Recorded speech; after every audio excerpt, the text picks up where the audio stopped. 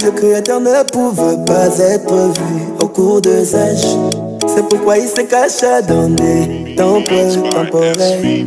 Étant un vagabond, marchand de lieu en lieu, à la recherche de la destination finale, Jacob a lutté avec lui pendant toute la nuit. Dieu s'est révélé à Jacob comme étant un dieu boxeur. Moïse l'a vu dans un buisson ardent.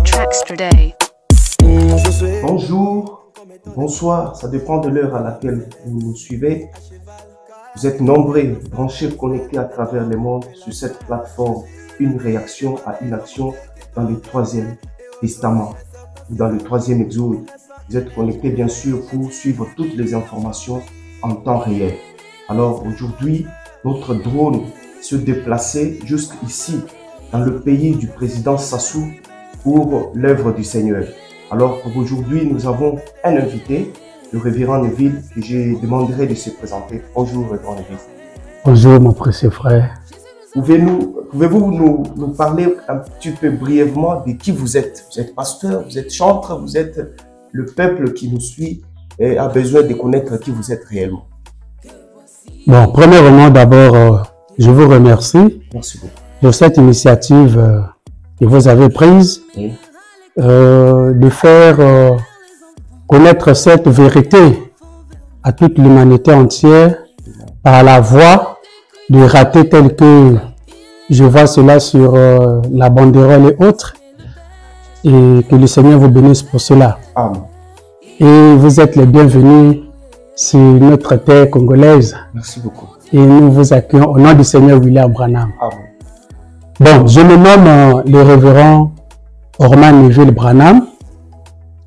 J'évolue avec le pasteur Kentucky et je suis son fils dans le ministère. J'ai commencé le ministère, je crois, quand j'avais 24 ans ou 25 ans, quelque chose comme ça. Ça me fait déjà 15 ans dans le ministère. Donc, je peux dire qu'on est déjà vieux dans le ministère et avec l'aide du Seigneur, on évolue petit à petit. Donc, je suis en un mot avec le pasteur Bill Paul Kentucky. Merci beaucoup. Le révérend Neville, il vient de dire que c'est le fils du pasteur Paul le Kentuckien que nous aimons et connaissons tous pour la plupart. Merci beaucoup, révérend, pour avoir répondu à notre invitation. Merci beaucoup. Ici, dans la plateforme Une réaction à une action, nous avons un sujet que le peuple de Dieu qui est en train de vous suivre voudrait vraiment que vous puissiez expliciter avec les Écritures. Et je crois que c'est tout autour de la nuée de gloire qui était descendue le 28 février. Alors, la première question que nous voulons savoir, le 28 février 1963, pourquoi la nuée était-elle descendue en cette date? Bon, premièrement, je veux remercier d'abord pour cette question. Merci. Il y a un pluralisme de questions et un pluralisme des réponses tout autour de la date de la descente de la nuée. Donc, certains pensent que la nuée de gloire était descendue le 28 février. Donc, d'autres n'approuvent pas cela, que la nuée n'était pas descendue le 28 février. D'abord, en prenant le cas ici, je vais d'abord accompagner cela d'une citation, parce que la date du 28 février, d'abord, c'est une date qui est mise en hypothèse, c'est-à-dire mise entre parenthèses, et en appuyant cela avec une citation à l'appui. Je suis dans la brochure de 7e saut, prêché le 24, 3e mois, 1963. Déjà, quand vous regardez les sauts ici, je crois que vous voyez avec moi, c'est prêché le 24, 3e mois, voilà, le 24 mars, 3e mois, 1963. Exactement, Soit, je suis au paragraphe 269. Écoutez ce que le Seigneur va dire. Nous allons lire dans l'ensemble pour que nous puissions avoir l'idée si réellement la date du 28 février, c'était la date de la descente de la nuit. Branham dit ceci. Il dit, il y a 3 témoins, des témoins assis ici. Il y a une semaine, un peu plus d'une semaine. Est-ce que vous me comprenez? Je me arrêter à la lecture. Il dit, il y a une semaine, un peu plus d'une semaine, j'étais dans les montagnes. Donc, Branham était dans les montagnes une semaine ou un peu plus d'une semaine. Très loin, presque au Mexique. Ça, c'était le jour où la nuit était descendue. Avec 2 frères qui sont ici. J'ai arraché des gratterons ou des gratterons du désert sur ma jambe de pantalon. Il y a eu une telle déflagration qu'on aurait presque dit que les montagnes allaient s'écrouler. Oh, c'est vrai ça. Je n'en ai pas parlé à mes frères, mais ils ont remarqué un changement. Donc d'abord, quand nous rentrons dans les calculs, quand Branham me dit il y a une semaine ou plus d'une semaine, et quand on rentre dans les calculs, vous allez voir que on peut prendre 2 semaines, parce que quand Branham dit un peu plus d'une semaine, donc on peut dire 2 semaines. Donc, ça va tomber, la date de l'apparition de la nuée va tomber tout autour du 14 mars ou 15 mars. Vous voyez? Parce que là, Branham donne une précision, une piste, où déjà on peut avoir une idée que une semaine ou plus d'une semaine, Branham était sur la montagne avec Sothmann et Banks-Wood. Vous voyez? Donc, ça n'a rien ici, ça n'a rien à voir avec la date du 28 février. Donc, le 28 février, par rapport à la citation, par rapport à la manière que Branham nous donne comme une piste de solution ici, je ne vois pas par quelle position nous allons placer la date du 28 février. Pendant que lui, l'auteur de la parole, dit il y a une semaine ou plus d'une semaine, j'étais dans les montagnes. Vous voyez? Donc, quand on rentre dans les calculs, ça va tomber tout autour du 14 mars au 15 mars, où Branham était sur la montagne, où la nuée était descendue. Vous voyez?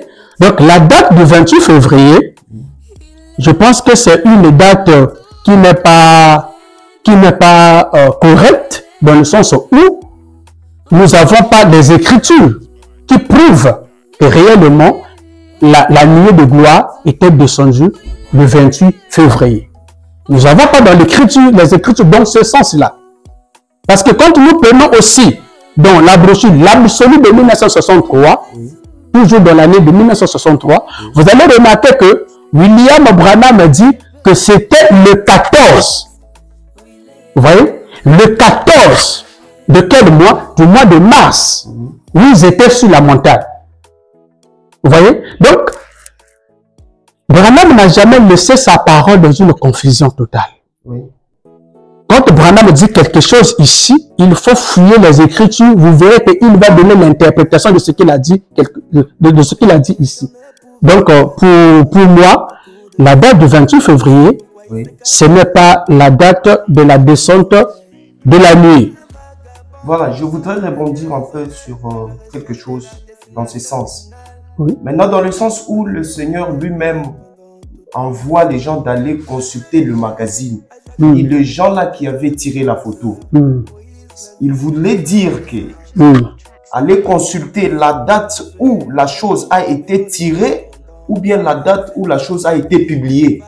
Bon, maintenant, en parlant de la date vraiment, c'est la date où la chose a été, la nuée a été tirée, a été publiée. Parce qu'il y a, si vous pouvez nous éclairer quand même là-bas, et le peuple de Dieu sera content. Essayez un peu de reposer votre question. Je parle, bon, souvent, il y a un groupe qui dit c'est le 28 février. D'autres qui disent le contraire, qui disent non, c'est le 13, le 15 mars.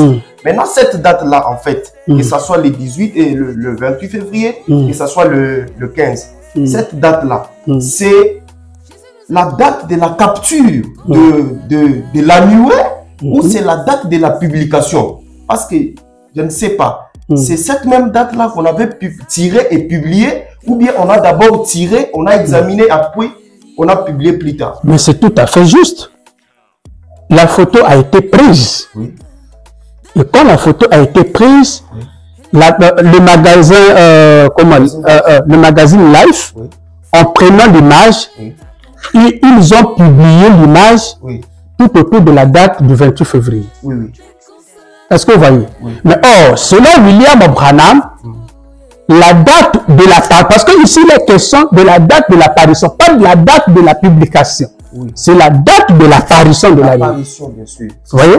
Oui. C'est la date de l'apparition. Donc, on peut dire que quand le magazine Life a pris l'image de cette apparition de la nuit, il y a eu je peux dire qu'il y a eu comme un retard. Vous voyez? Au niveau du magazine Life. Parce que, comme Branham nous donne, parce qu'en 63, il vient prêcher les sceaux, et c'est dans les sceaux, parce que la nuit, en parlant d'abord de la nuit, quand nous lisons la brochure, Monsieur Seller, vous voyez, Monsieur Seller est prêché en 62. Oui, oui. Vous voyez, Oui. Monsieur Seller est prêché en 62. Quand nous regardons même la date, je ne sais pas si vous êtes là avec moi. Oui, je suis là, je suis en train de suivre. Si vous prenez Monsieur Seller, vous allez remarquer que Monsieur Seller est prêché le 30, 12e mois, 1962. Vous voyez? Ici, dans Monsieur Seller, ce n'est pas la période où la nuit était apparue. C'était la période où Branham voit la vision. Parce que c'est une vision qui s'est produite dans sa chambre. Donc, quand on voit toute la prédication de la brochure Monsieur Seller, c'est la vision que Branham avait vue dans sa chambre. De l'apparition de la nuit, c'était dans sa chambre. Donc, maintenant, là, on peut dire que la nuée là, c'est une vision. C'était d'abord une vision que le Seigneur avait vue. Non, pas d'abord photographe. C'était d'abord la vision que le Seigneur avait vue. Maintenant, c'est bel et bien après. Parce que là, nous sommes en 62. Maintenant, c'est en 63, le 15, oui, le 14 mars 63, où maintenant, la nuée va faire son apparition. Par des voies de médias, de photos, tout ça. Voilà, c'est ce qui était sorti officiellement devant le peuple américain. Maintenant, les gens qui avaient tiré, ils ont mentionné une date là disant que c'est le 28. Devons-nous rejeter la date? Est-ce que vous avez ça dans les sceaux là? Est-ce que vous en avez dans... Vous en avez dans... J'ignore l'écriture, mais je crois l'avoir lu. Que le Seigneur nous a envoyé d'aller dans le magazine, voir ce qu'eux ils ont dit là dans le magazine. Par contre, maintenant, dans ce magazine, ils ont publié le 28 février. Maintenant, pouvons-nous rejeter la date et accepter la nuée, ou bien nous devons les jeter tous en bloc?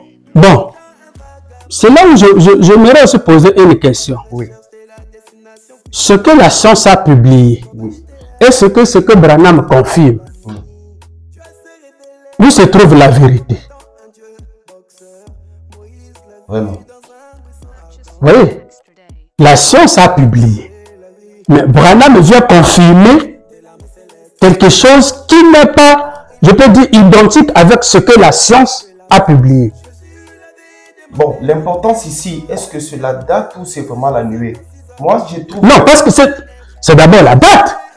Parce que vous allez commémorer un événement où vous ne maîtrisez pas la date. Vous ne verrez pas que c'est comme si vous allez commémorer une vision. Vraiment. Parce que c'est comme quand nous commémorons la naissance de Branham. Il y a une date précise. Vous voyez? Exactement. Mais imaginez qu'on ne maîtrise pas réellement la date exacte de l'apparition de la nuit. Mais comment nous allons fêter cette date pendant qu'il y a une confusion tout autour de cette date? Donc, il faut préalablement que nous trouvions d'abord la date exacte. Merci beaucoup. De cela, et à ce moment-là, on peut décréter maintenant à organiser les grandes conférences, ou bien les fêtes, tout autour de cette date. Merci beaucoup, Révérend. Merci vraiment pour cet éclaircissement. Maintenant, est-ce que pouvons-nous parler un peu du but de cette nuée, la descente de la nuée? Elle est descendue, si c'est le 28, si c'est le 15, comme certains le disent. Alors, le but de sa venue, elle est venue pourquoi? Pour être photographiée. C'est tout. Quel est le but réel de la venue de cette nuée de gloire? Le but d'abord de l'apparition de la nuée, j'aimerais d'abord répondre cela en prenant d'abord le cas de figure, excusez-moi, avec Jésus. Si nous prenons l'exemple ici, avec Jésus, pourquoi la nuée était apparue au temps de Jésus? C'était d'abord pour montrer quoi? Si je prends ici, dans la brochure l'adoption spirituelle, brochure le 23, rapidement, 9e 1956, paragraphe 198, Branham dit, nous sommes si heureux que cette resplendissante nuée de gloire qui était suspendue au-dessus de lui est dit, donc lui Jésus, mais celui-ci est mon fils bien-aimé, après que la loi avait failli.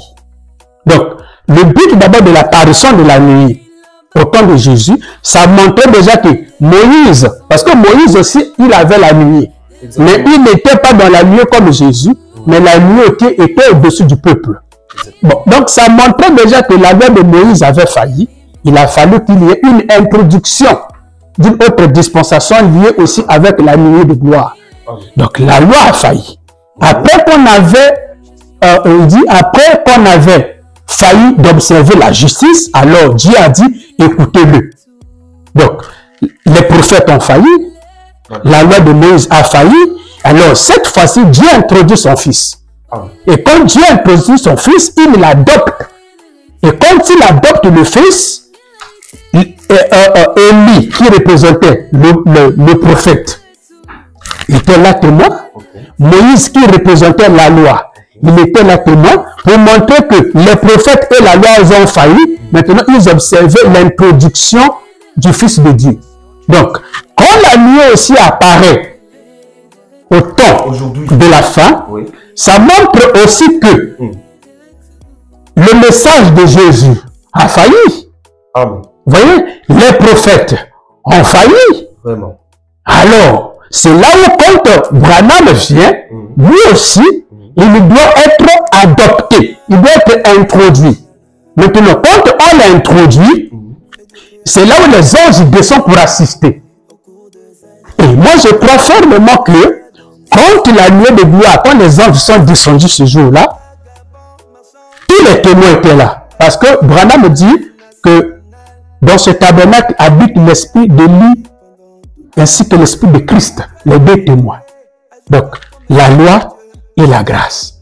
Donc, quand Branham était là, debout dans la nuée, les anges étaient là, les prophètes étaient là, pour voir comment Dieu est en train d'adopter son fils, parce que Branham, en ce moment-là, il jouait le rôle en tant que fils de David. Parce que Branham dit, quand Christ devait venir dans le millénium, il devait venir comme fils de David, quand il va s'asseoir sur son trône. Donc, Branham jouait le rôle en tant que fils de David. Et voilà pourquoi il devait être adopté.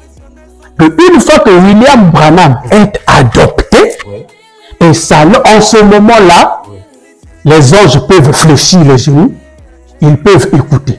Parce que quand il était adopté, la voix parlait. Les témoins, Sotman et Bankswood, ils ont entendu la voix qui a parlé au sujet de Branham. Branham dit, je les ai liés par un serment de ne pas dire qu'est-ce qui s'est passé. Or, avec Jésus, Pierre avait vu, il a entendu et il a écrit. Et la voix a dit, celui-ci est mon fils bien-aimé en qui je me plais à demeurer. Mais avec Branham aussi, il y a un silence. Branham le lit par serment. Et c'est après le départ du Seigneur, vous Sotman vient dire que quand la nuit était descendue, la voix qui avait parlé, la voix avait prononcé le nom de William Branham. Oh, donc cela était quelque chose de très significatif que William Branham était maintenant valable pour être adoré, valable où toutes les nations entières devaient se prosterner parce que le Fils était adopté. Ça, c'est la première chose. La deuxième chose, dans la même nuée, l'apparition de la nuée, cela devait annoncer aussi la fin du voyage du Messie sur la terre, c'est-à-dire la fin du voyage de William Branham sur la terre. Parce que quand Jésus est venu et que la nuée est apparue, la nuée en parlant que celui-ci est mon fils bien-aimé, Jésus n'avait plus mis trop de temps sur la terre. Vraiment. Il était parti. Et c'est dans la nuit aussi où Branham voit la fin de ses jours. Où il dit, j'ai vu une grande déflagration qui s'est produite vers la direction de l'Est. Branham dit c'était vers le Nouveau-Mexique. Est-ce que vous voyez? Oui. Cette détonation où il a entendu les cris de Joseph. Tout ça, ça se passe où? Dans la nuée de gloire. Donc Branham, depuis 62, Branham voyait déjà cela depuis 62. Et c'est maintenant, 3 ans après, quand il sort de cette vision, 3 ans après, le Seigneur va quitter la terre. Donc, on peut comprendre que la venue de la nuée met fin à un message du passé, introduire un nouveau message. C'est ça. Merci beaucoup, cher bien-aimé. Vous avez suivi le révérend. Il a procédé de manière branhamique, comme j'aime le dire souvent. C'est-à-dire, il a lu, il a clarifié les choses. Il a dit que la venue de la nuée, parce que la question est que le but, la nuée est venue faire quoi aujourd'hui?